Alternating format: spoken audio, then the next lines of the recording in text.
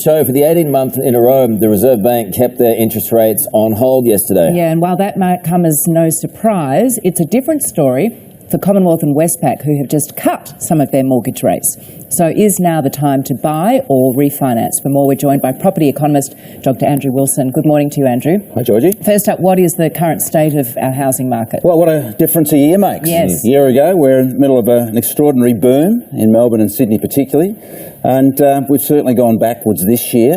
Clearance rates struggling to get to 65% on the weekend, down from 80% a year ago. So are we seeing the first buyer's market emerging since 2011? Are you talking nationally or just Sydney? Well, look, most markets are down also. We saw a very low clearance rate in Brisbane at the weekend. Adelaide's looking a little softer too, but look, some good news in Perth about perhaps that's reached the bottom of its cycle.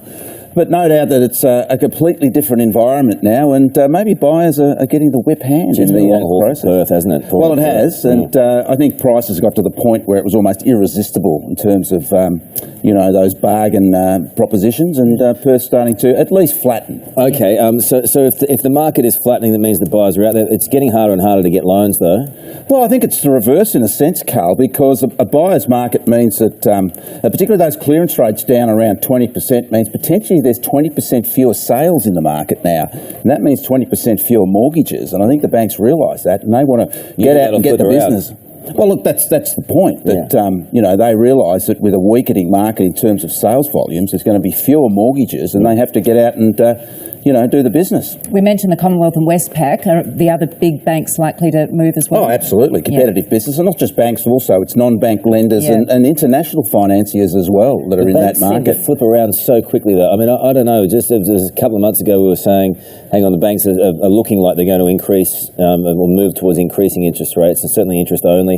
They're getting harder and harder to get, harder for small businesses to get. So it seemed like there was a contraction in the market. And now it's flipped. I don't understand. Well, it's reversed, and as I think it's a softening housing market that's part of that process. And also remember, last year we saw fewer investors. Investor rates went up and investor lending was curtailed through the regulator. So the banks want to recover that as well. I mean, it's a business. They've got to answer to shareholders. Another point is that banks didn't really pass on a lot of those rate cuts as the cycle went through the last 4 or 5 years. So maybe they've got a little bit of fat in the system to pass on. All right, so what is your advice to new investors or property buyers wanting to finally, hopefully, get a foot in the market? Well, it's a good time, isn't it? Less competition from other buyers, and more choice. Should you be locking in your rates? No, don't lock in a rate. So I think you always need to take the best variable rate you can get. Those that have locked in rates in recent years would be sort of pulling their hair out because rates are falling now. And I think variable rates rather than fixed rates are the best way to go. And banks are certainly open for business at the moment. Okay, you say here be selective with your property choices.